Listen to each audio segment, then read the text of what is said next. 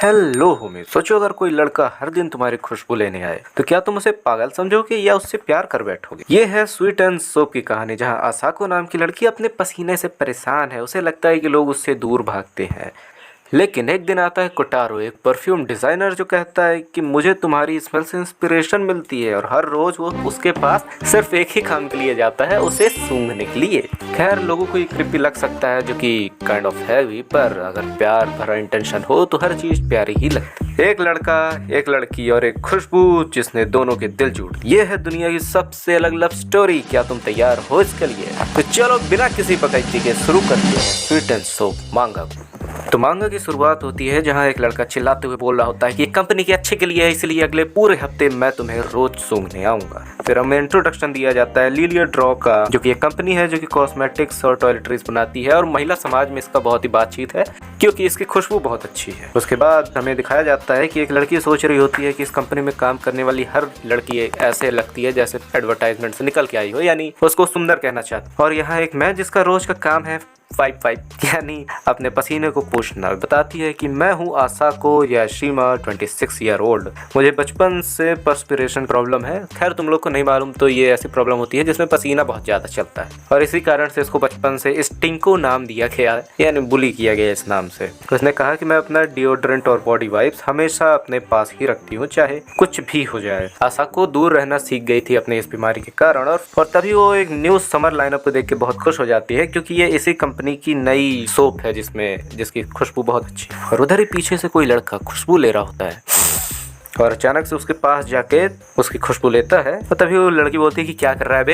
And लड़का भी like कि मेरा नाम है कोटारो नाटोरी, मैं प्रोडक्ट मैनेजर डेवलपमेंट का एक मेंबर हूँ, और बाय द वे तुम्हारी स्मेल मुझे बहुत पसंद आई। लड़की बोलती है सच में? लड़का बोलता है हाँ। लड़का बोलता है कि मुझे तुम्हारी स्मेल को स्टडी करना है, क्या तुम बुरा नहीं मानोगी अगर मैं 2-3 मिनट इसे सूंघ लूँ? और लड़की बोलती है कि कैसा चूतिया है यार, वहाँ से चल देती है दोबारा अपना डिओड्रेंट लगाने। पर कोटारो बोलता है कि मैं तुम्हें नुकसान नहीं पहुँचाने वाला, मुझे सिर्फ एक अच्छी सी खुशबू चाहिए, और उसे एक स्टोर रूम में ले जाता है। एंड यू कैन सी कि ये सिर्फ खुशबू ही ले रहा है। और वो लड़की एकदम परेशान हो जाती है कि मुझे माफ कर दो, मेरी ऐसी बदबू से तुम्हारा जीवन खराब हो गया, ऐसा वैसा हो गया। वो लड़का परेशान हो जाता है कि मैंने तुम्हें रुलाने के लिए ये सब नहीं किया था, इनफैक्ट तुम्हारी स्मेल तो बहुत ही बढ़िया है। वो लड़का बोलता है कि या मैं बता सकता हूँ कि तुमने कौन सा लिलिया ड्रॉप यूज किया है, जो कि बताता भी है peach meadows right from the last spring. और लड़की बोलती है किसे कैसे मालूम कि ये सब सही है? तो लड़का बताता है बेटा, इस सब के पीछे मैं ही हूँ, मैंने ही इन सबको बनाया है, इसीलिए मुझको इसके बारे में बहुत अच्छे से मालूम है। फिर वो उसे दोबारा जब सूंघता है तो बोलता है कि तुम्हारी खुशबू वैसे पहले जैसी नहीं रही, क्या ये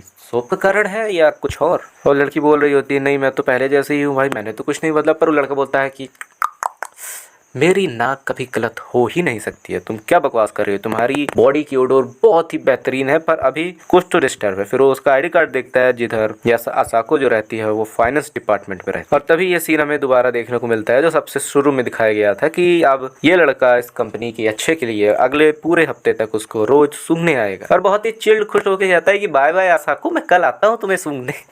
और वो लड़की सोच रही होती है कि वाह, इसकी नाक ही इन सब बेस्ट साबुन की पीछे। फिर हमें अगले दिन का सीन दिखाया जाता है जिसमें वो ले जाता है और ऊपर कुछ नोट कर रहा होता है उसकी स्मेल लेते हुए। एंड व्हाट अ पैनल यार, इसके कितने बेहतरीन, बहुत मजेदार पैनल्स है। फिर वो लोग कुछ खाने जाते हैं जहाँ नटोरी और ये लोग बातें करते हैं लिलिया ड्रॉप साबुन के बारे में, जहाँ ये गिल्टी हो रही होती है कि उसने मेरा पसीना सूंघा, पर वो बोलता है कि नहीं भाई कोई बात नहीं, मैंने अपनी मर्जी से सूंघा, यही सब बातें हो रही होती हैं। खैर, फिर ये लोग जाने लगते हैं और लास्ट में कोटारो यही सोच रहा होता है कि उसे गिल्टी फील नहीं करना चाहिए, और इस बार तो मैं इस विंटर लाइनअप को फाड़ ही दूंगा। डैम। खैर, क्या बोलूँ मैं इसमें, आगे बढ़ते हैं। और फिर अगले दिन की सुबह आती है जहाँ ये लोग दोबारा ऑफिस जा रहे होते हैं, और कोटारो का कुछ ऐसा मुंह बन गया है क्योंकि उसने एक हफ्ते से खुशबू जो नहीं ली, तुरंत उसको पकड़ के ले जाता है। एंड फिर फाइनली उसको रिलीफ मिलता है। वो बोलता है कि it was a serious case of याशिमा डिफिशियंसी, या नहीं। और फिर जो कोटारो रहता है वो अपने सारे जो सैंपल्स रखा रहता है साबुन उसका, वो दिखाता है यासाको को, और बहुत ज़्यादा खुश हो जाती है क्योंकि उन सबकी खुशबू बहुत बढ़िया रहती है। और जरा तुम इस कोटारो को देखो, ये खुशबू ले कहाँ से रहा है भाई, इसको कोई और जगह नहीं मिल रही।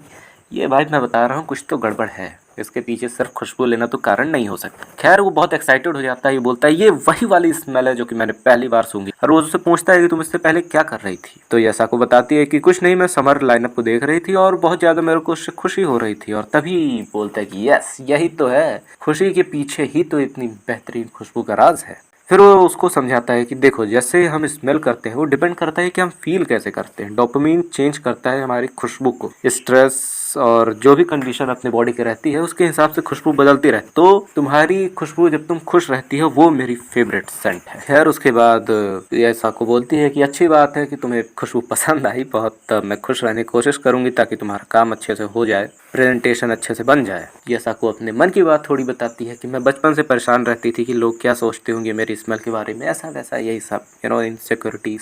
और तभी अपना कोटारो फिर उसके पास थोड़ा जाता है जहाँ साको शौक पे दिख रही होती है और वो बोलता है कि मुझे और चाहिए। और फिर ये क्या है, चाहिए क्या भाई इसको, इस ये भाई खुशबू भी वहां से ले रहा था। मैं पहले ही कह रहा था ना कि इसका कुछ तो गड़बड़ लग रहा है। तो जैसे ही अपनी ये करतूत करता है आसाको उसको दूर कर देती है और सोचती है कि क्या कर रहे हो भाई ये, और वहां से उठ के चली जाती है थोड़ा। और तब भाई का ऐसा मुंह बन जाता है और सोचता है कि मैंने ये क्या कर दिया। वहीं आसाको सोच रही होती है कि उसने मुझे इस तरह क्यों छुआ यार, वो क्या करना चाहता था वो, अब मैं क्या करूं, ऐसा सब सोच रही होती। और तभी जब वो वॉशरूम में आती है तो सुनती है कि दो लड़कियां बात कर रही कि एक कोई आदमी है जो कि ट्रेन में जाता है और लड़कियों को सूंघता रहता है। और तभी आसाको सोचती है कि कहीं ये मेरा कोटारो तो नहीं है, और वही तो नहीं सबको ऐसे सूंघता रहता है। और खैर फिर वो उसको देखती है पर इग्नोर करके चली जाती है क्योंकि उसे लग रहा होता है कि ये तो वही आदमी है जो कि ट्रेन में सबको सूंघता है और मतलब क्रीपी टाइप का ऐसा सोच रही होती है। फिर उसके बाद हमें ट्रेन का सीन दिखाया जाता है जहाँ उसको कोटारो के साथ वो सब याद आ रहा होता, और फिर वो उसको याद कर रही होती है को ट्रेन में जाते हुए जो उसके साथ उसने डेट टाइप कह लो गई थी। तभी कोई पीछे से आता है और उसको सूंघता है और वो सोचती है क्या कोई मुझे सूंघ रहा है, अब मैं क्या करूं,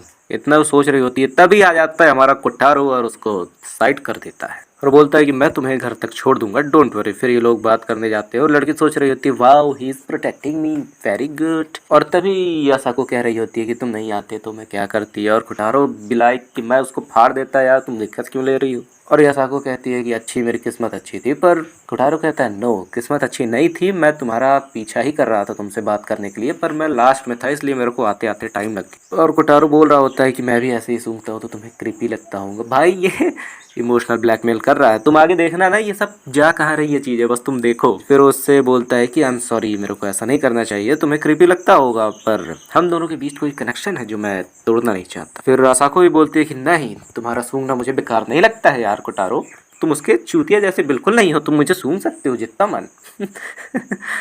तो खैर ये सब चलता है। फिर इसके बाद और फिर जैसा कि मैंने कहा था ये चीज़ें कहाँ आ गई हैं आपको दिख रहा होगा बहुत ही अच्छे से। पैनल देखो भाई कितने बेहतरीन है, इसका मांगा आर्टिस्ट वाओ यार। इसी बेहतरीन पैनल के साथ ये स्टोरी यहीं ख़त्म करना चाहूँगा मैं। वैसे एक स्पॉइलर दे देता हूँ, इनका आगे चल के ब्रेकअप भी होता है। अगर तुम लोग को कहानी जानना है कि आगे चल के क्या हुआ, ब्रेकअप कैसे हुआ, तो कमेंट में लिखो, मैं इसका नेक्स्ट पार्ट बहुत ही जल्दी अपलोड कर दूँ। तब तक के लिए बाय बाय, सायोनारा।